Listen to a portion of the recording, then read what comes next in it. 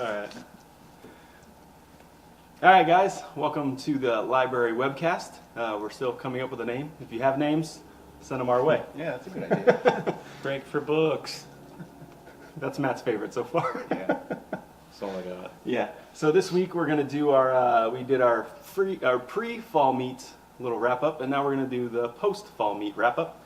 So we'll talk a little bit about what went on here and some of the stuff that happened during the week. Monday and Tuesday were our busiest days last week. They typically are. This week it was a little more pronounced than others, I feel like, right? There was a lot of people here. Yeah, a lot heavier on Monday than Yeah. usually. In the past, it had been Tuesday was the real busy day because in the past they would call over to the library and say, "Flea market's open, everybody rush out." Gotcha. That's changed a little bit, so yeah, you're right. Monday definitely. Yeah, Monday was there was a lot of people, and as I came in a little late because I was on a trip, and apparently I showed up at the right time because everybody seemed to follow me in as I got here. Yeah, Matt and I, at least I can speak for myself, I was just at the point where I was starting to curse Mike under my breath that he wasn't here, and luckily he showed up at the right time. Johnny on the spot. Yeah, so then that led us to Tuesday, which was another big day, and I think Tuesday led mostly because of the yard sale that we had Tuesday night, which Matt did another phenomenal job setting that up, organizing all the volunteers and getting it going. So Yeah, I want to thank the volunteers. They did an awesome job too. And tons of people came through from all over the world. And there's a lot. Yeah. I would think it would. it was a lot of stuff. I think it was like record numbers. I think there was more people this yard sale than in the past. Would you say? Correct. I think so. Yeah. We changed up the layout to try to make things, easier to walk around. Some places it didn't work exactly how I planned, but that's okay. We'll try next year. Yeah, it's a work in progress every year. To see a little bit of the chaos that occurred that evening, you can go to our Facebook page. We did some live videos before and during the event, so what these guys touched upon, you can see it for yourself. Yeah. So during that yard sale, we made over 10 grand, which is a great amount of money coming into us. So good job, us. Yeah. And over $500 of that was from 1980s stuff, which is really Oh, cool. that's right. Yeah. Yeah. Every Hot year. dogs. Yeah, we have hot dogs, and every year we have a pay what you want, take what you want section, and it's basically on the honor system. It's mostly 80s and above. It's been growing every year. The first year I think people didn't really know about it, and last year it did pretty well, but this year was kind of a surprise. There was a lot of money in that jar at the end of the day. And we moved a lot of stuff. Everybody won. Yes, yeah, yep. Moved a lot of stuff. Wednesday was kind of standard fall meet weekday. Thursday, one of the same. And Thursday night we had our Kinograph reception for donors and just friends of the library that helped out with the Kinograph film scanner. Big thanks to everyone who donated, and also a huge thanks to the people that came out to the reception. It was fun. We did a little talk, explained the build, and explained how the Kinograph works. I think people seemed to have a good time, right? Absolutely. Yeah. I had a good time. They had Yeah. sandwiches. They were happy. Yeah, that's all people need, Feed sandwiches. them, they will come. And to touch on the Kinograph thing, now there are 6 Kinograph made videos up on our YouTube page. You can view those now, including a comparison between a professional quality digitization and one of the Kinograph digitizations. There's 6 up there right now, and now that we've kind of gotten some of those out of the way, we're going to be working on the Buick Heritage Alliance. They've given us, what was it, five or so film strips or films. They're actually bigger. The shortest one was 9 minutes. Yeah. So this is not going to be a task, but it's bigger than any of the other ones we've done. So it'll be a little bit more work to chip away at, but it'll be fun. So I'm working on one right now. It's almost done, and then we'll keep rolling with those as we go along, and you'll know about those when they get done as well. So some quick little numbers. Over the course of the week, we did over 2,000 photocopies in-house here. And the library's 41 Cadillacs sold at RM auction, the RM Sotheby's auction now, for 45 grand. So, and that goes to the library endowment fund. Correct. All of that's going direct there. And that's basic. That's the basic stats for the week. And now we also received a lot of donations over the week. People bringing them into the library, as well as people dropping them off at the library tent. So next year, if you got some stuff for us, or you want to make some donations to the library, you can do so at the tent, bring it here, or throughout the rest of the year, send it in. We always have open arms for new things. So, Yeah. so now, let's touch on some of that. Yeah, but before we get there, I'm surprised Mike didn't mention it. He mentioned RM Sotheby's. What we do in-house here amongst the library and the national headquarters staff is we kind of have like a little sort of an office pool Yes. where we select 10 cars from an upcoming auction, and then we all throw out ideas of what we think they're going to sell for. And Mike was the big winner here, so this is his chance to really get excited and gloat about his victory. This is 2 in a row, people. This isn't just a one and done thing. I'm on a roll here. I think I might have to back out, Steve. I have not won yet. Every dog has his day. Yeah. There's Auctions America has a Hilton Head auction coming up, so that's going to be our next chance for competition. Yeah. We have fun with it, and yeah, Mike's the lucky winner for now. Top dog for now. See how that probably won't continue. Getting back to our donations, as Mike said, Hershey Week is a phenomenal opportunity for us to get donations. Probably, what did you say, maybe 40% of our donations for the year come in during fall meet. Yeah, roughly. And there's always something that sticks out to me. This year it was multimedia, and we got a couple cool multimedia pieces. The first one is this awesome Packard briefcase, which is called a Salesmanship Program. When you open it up, there's a nice faux alligator skin out on the outside. When you open it up, it includes the original packing slip, so it showed you what was in this briefcase to begin with. If you're not familiar with these, a dealer would order these for his sales crew, and then the sales crew, at their convenience, would sit down with a projector and a record player and listen to the audio and then watch the film strip. Now, in our collection, we have hundreds, if not over 1,000 film strips in these small canisters. They're 35 millimeter. What we don't have a lot of is records, because you know how fragile these are. So usually they're smaller. This Packard set is the larger size. So we're really excited that we have records to go along with this complete set. We're going to digitize this.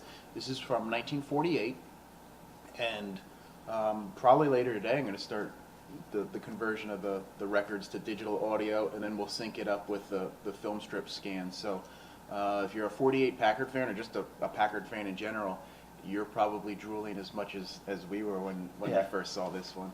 Yeah, that'll be a neat piece, or a nice item, and again, that'll probably be up on YouTube. We'll sync it together as a video, so that'll be neat. Everyone can get a load of it and watch it. Yeah, this one was cool because it wasn't dropped off at the library. It was given to the library. It was actually given to our boss, Steve Moskowitz, and when I came back in the Tuesday after fall meet, and it was on my desk, and you know I stopped everything and looked at it right away because, as you can see, it's a head turner. Sort of along those same lines is this little kit from Hudson. And this is from 1956, a little less elaborate and luxurious, but it's the same concept. This brown cardboard box holds 2 film strips and 2 records. And I've already converted the audio for these records. Later today, probably in another hour after we finish this little program here, I'm going to start scanning these film strips. So again, if you're a big fan of 50s cars, especially Hudson's from 1956, check our YouTube page and we'll have these up before too long. And the last thing I'm going to mention is a set of 6 16 millimeter films that we received, and these all pertain to Pontiac from, I believe, 1953. The extra cool thing about these films is not only can we convert them with our kinograph, but we have a lot of Chevrolet films in our collection. This is our first collection of 16 millimeter Pontiac films, so we're going to get to see something new. We're going to get to share something new.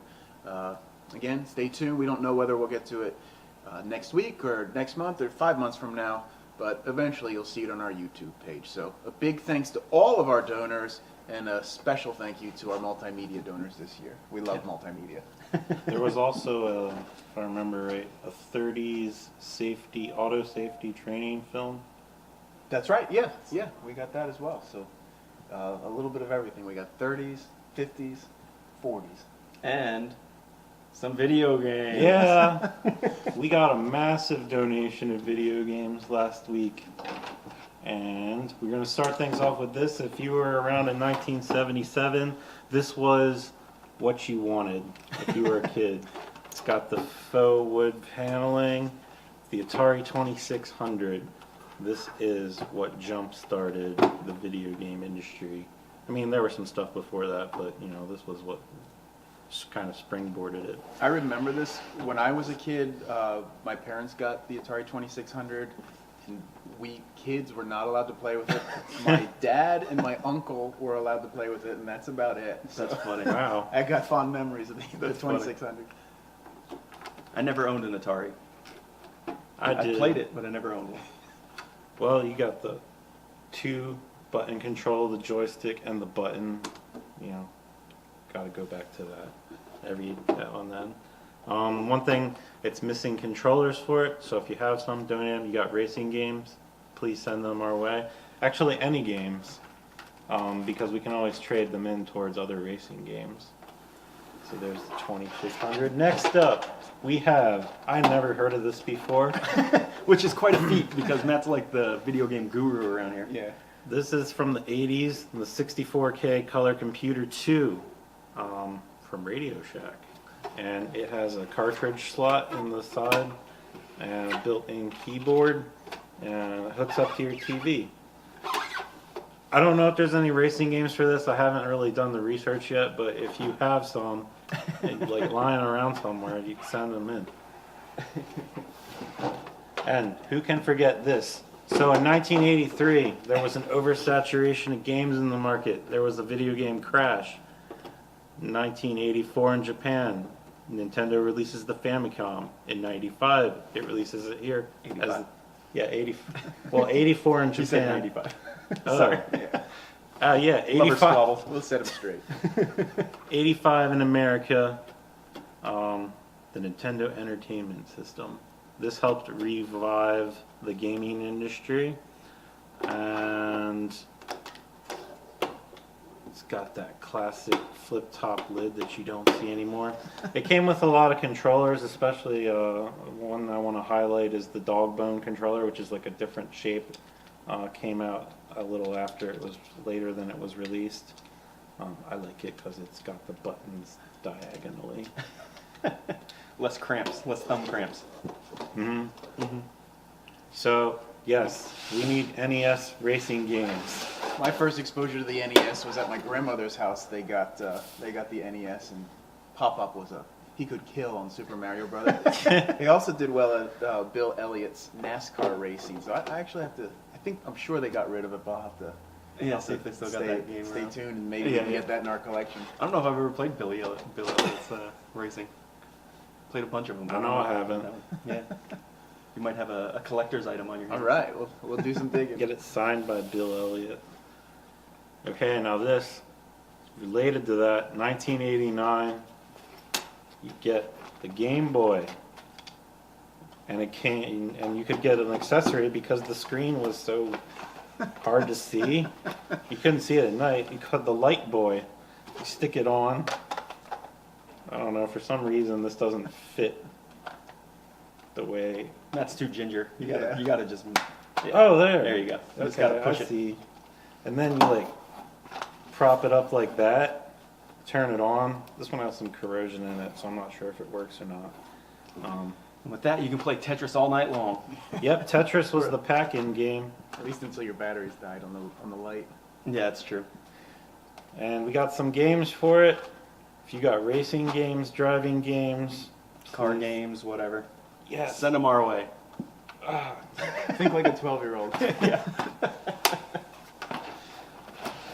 And last but not least, we have an oddity from 1978. I never heard of this before. This thing's crazy. It's called the APF MP1000. It sounds like a Terminator. And this is a year after the Atari from a little known company. They made calculators, and they were like, oh, well, we want to jump on the bandwagon and make a system. And it didn't do very well. But the cool thing about this is that it does take cartridges, but it also has a built-in game, which is very, very cool. And We hooked this up. It didn't work great. It's a little fuzzy, I guess. it turned on, but the picture was like all distorted. Yeah, so we're not sure what the cause of that is, but It's but been it sitting powers. around for 35 Yeah, years. that's the cause of it. We'll tweak. But after doing some research on it, it turns out that this may be like pretty hard to find. It had a limited distribution. I've heard mainly in the northeastern part of the United States. But the thing is, there's like 13 games were made for it, including the built-in one. There weren't any racing games, so what we plan on doing with this is trading it in towards racing games. So, you know, if you have stuff lying around that you don't want anymore, whether or not it's a racing game, you know, donate it to us because we can put it towards other games as well. This donation came from Dan Stroll. He writes for the Hemming blog, the Hemming Daily blog. Big thanks to Dan for kind of getting the wheels turning on that project. We got a lot of feedback from that article. And as Matt says, send us your donations because they're probably just gathering dust in your closet and we can put them to good use here and share some vintage racing with you. For sure. I think that's about it for this week, right? That's all I have. Yep. All right. Well, we'll see you next time. Yeah, come up with a name. Send it our way. Yeah. See ya. Good work, guys. I forgot to do hats. I had my note to... And we're back. Yeah, we're back. Sorry about that. I as soon as we turned the cameras off, I realized I forgot to plug our hats. We have these awesome AACA library hats. They're available. You can call us. I think they're going to be on our website real soon. They're $20. All the money goes to the library. Support the cause. Walk around looking good. Thanks. I have it.